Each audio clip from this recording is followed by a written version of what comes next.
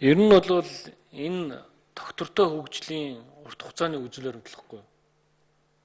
Тэрнээс ингээд гоё мөрөөдлийн жагсаалт бол ерөөсөө биш байхгүй.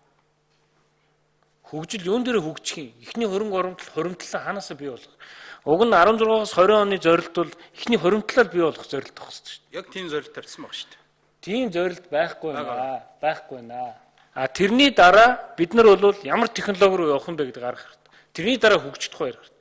Айгу тодорхой байх хэрэгтэй шүү дээ. Та Ликониу шиг эсвэл зорилт тав, эсвэл Лименбек шиг зорилт тавьдаг 747 гэдэг.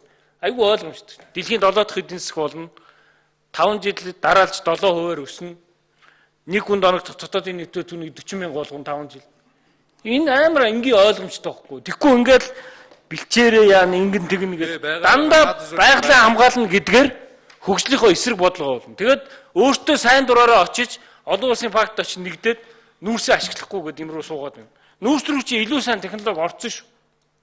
Маш ирээдүйтэй эрчим хүчний технологи орсон. Байгаль руу орж байгаа. Тэгэд ийм юмнуудаа ярихгүй хамгийн их нүүрстэй улсууд чинь хөгжлийн шин технологи авчирж байгаа шүү. Би бол ийм л юм ярьж байгаа. Тэгэд хамгийн энгийн ойлгомжтой бай гэхээр дандаа орой лоцингийн систем оруулаад тэгээ бие биен рүүгээ дайраад энэ чинь үг хэлэх хэрэгтэй юм байгаа шүү дээ. Хөгжлийн тухай хүмүүс нэг бодолтой байж болохгүй шүү. Өөрөөр үзэл бодлын дундаас хөгжил бий болно шүү. Бүгдээрээ нэг толгойтой нэг бодолтой байгаа юм хөгжихгүй шүү. Ядаж энэ ямааныхаа сүргийн бүтцэд байгаа ямааныхаа тог багасах хэрэгтэй шүү. Тэр юм ярихгүй байж